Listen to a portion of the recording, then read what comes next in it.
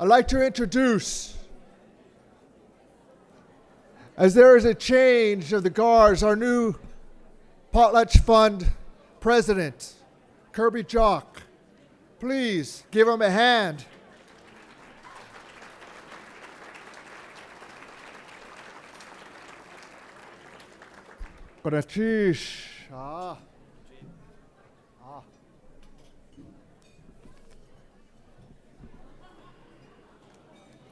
Let's hear it again for the macaw singers, Cecile and Jean. What a great way to start this event.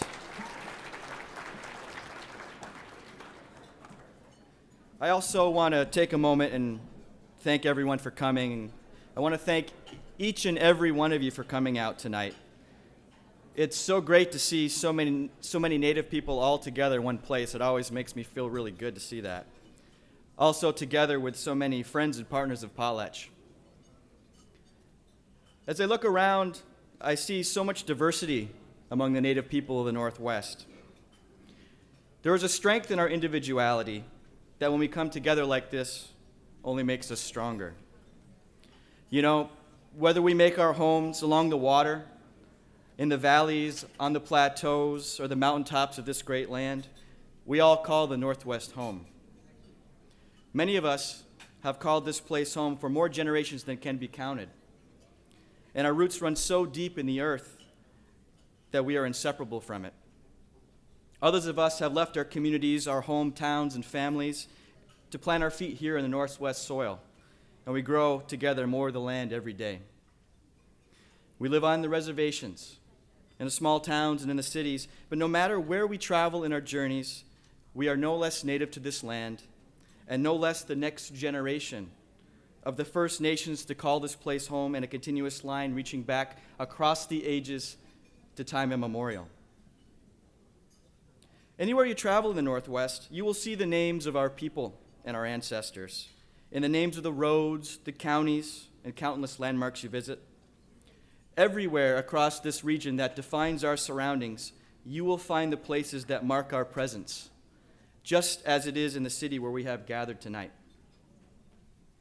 When you see these names in your daily life, see it not as a memorial or a shadow of the past that remains of what once was, but rather see it as a testament that we are here today as we always have been and always will be.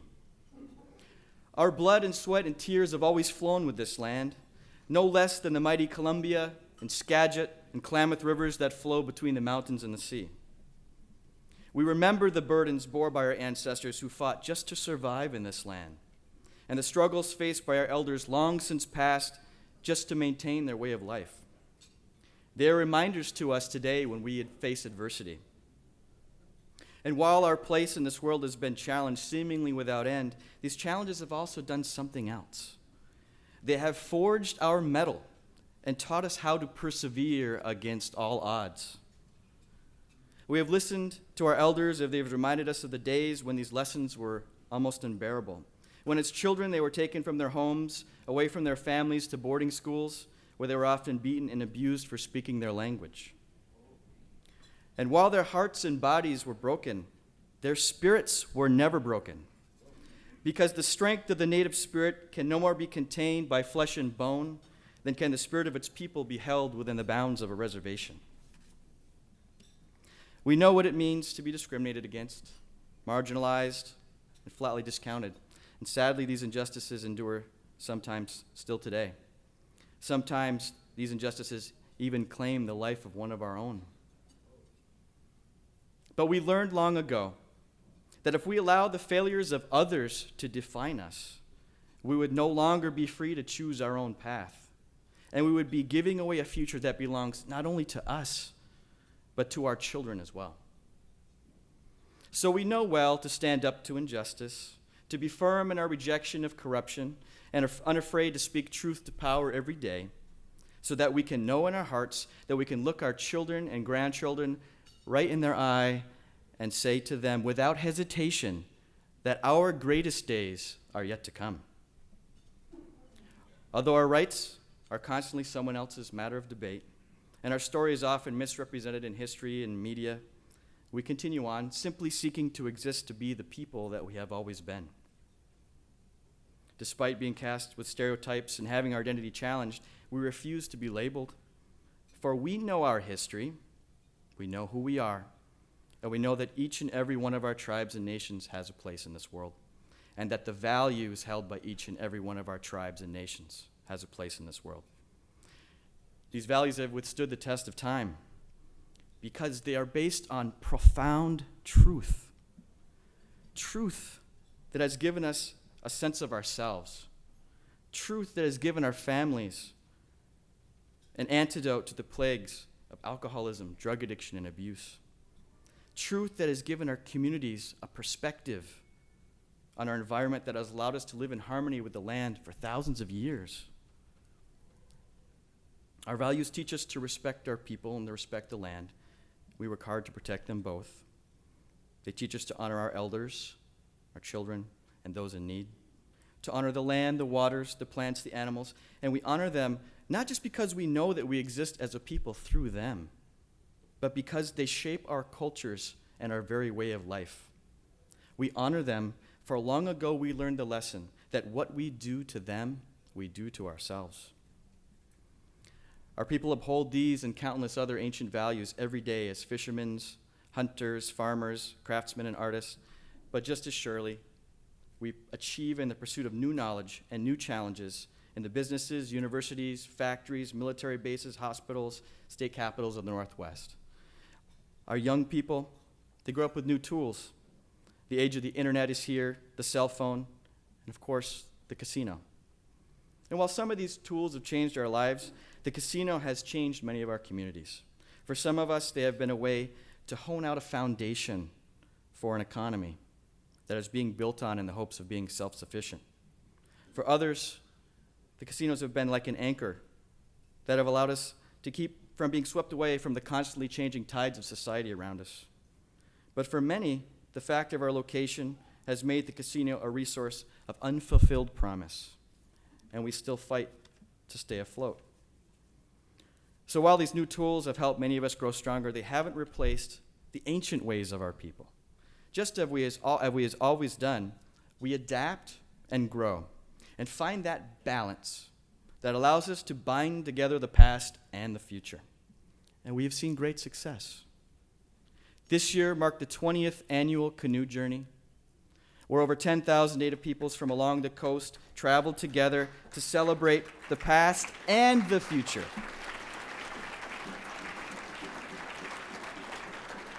This year marked the 16th anniversary of the Northwest Native American Basket Weavers Association. Love those weavers out there. Where weavers from across the Northwest came together to share that vital piece of their culture and pass it to the next generation. It's the 12th anniversary of the Tamaslic Cultural Institute, where the Cayuse, Umatilla, and Walla Walla tribes honor their history, their culture, and the future of their people, and they share it with the world in their own words. And the list goes on and on and on into tonight, where we celebrate the 8th annual Potlatch Fund Gala.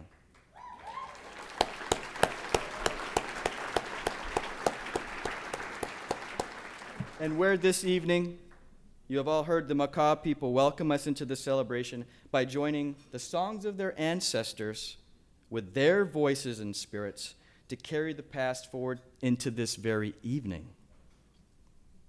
And why do we do these things? Because that is the way it has always been done. Each generation must carry forward the lessons and the words and the songs of their elders and leaders and apply them to their challenges and their daily life. That is the essence of the Native culture.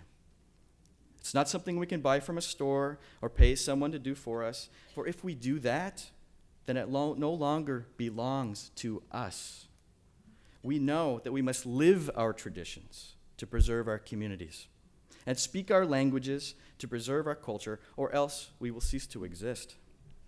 So suffice it to say that we cannot simply be studied and have books written about us and have our wisdom relegated into history, for we are not brains on a shelf, and we know that being Native is a way of life.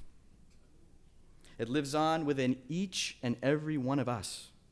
Each of us weave the past with the future to express our ancient knowledge in today's world, so that when we become elders, we can pass that knowledge on to the next generation and know that our struggles and the struggles of our ancestors were not in vain.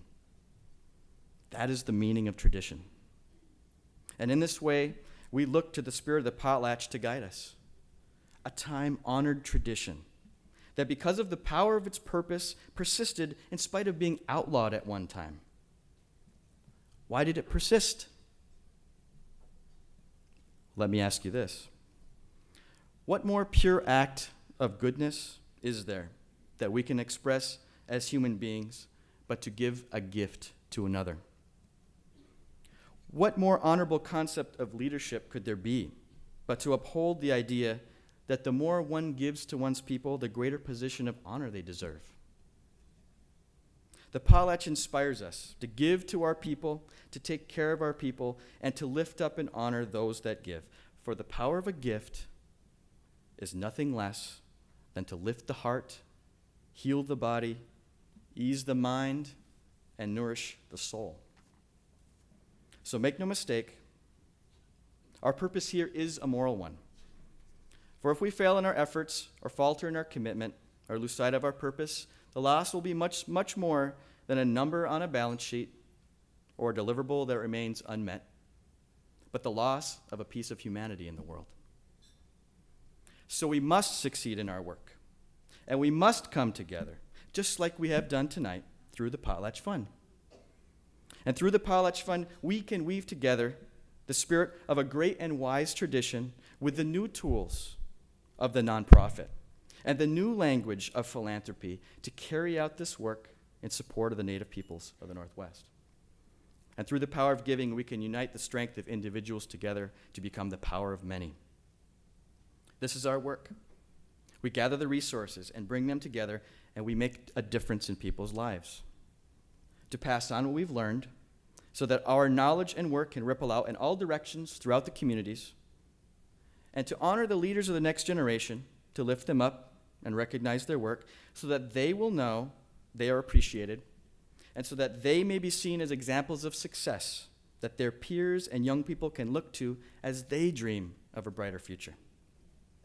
Potlatch is the place where we, the Native people of the Northwest, despite our diversity of nation and of culture and of location, can all come together to support one another in this good way and work together to build a better future for our people.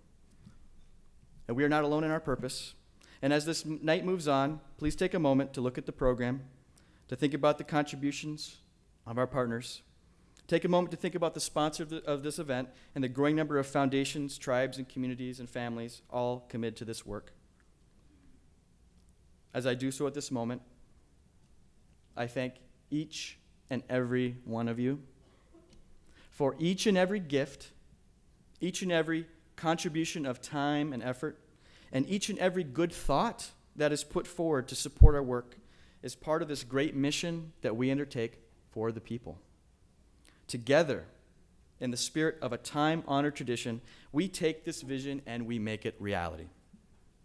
So let us bring our minds together in this good way, and let us share a meal together. Tonight, let us celebrate our successes and look forward to new ways to work together. But tomorrow, let us not be satisfied with our accomplishments, and tomorrow let us get back to the task at hand and redouble our efforts, because our work has just begun. Thank you, and may peace be with you all. Danito. Please give a big hand to Kirby Jock, Board President.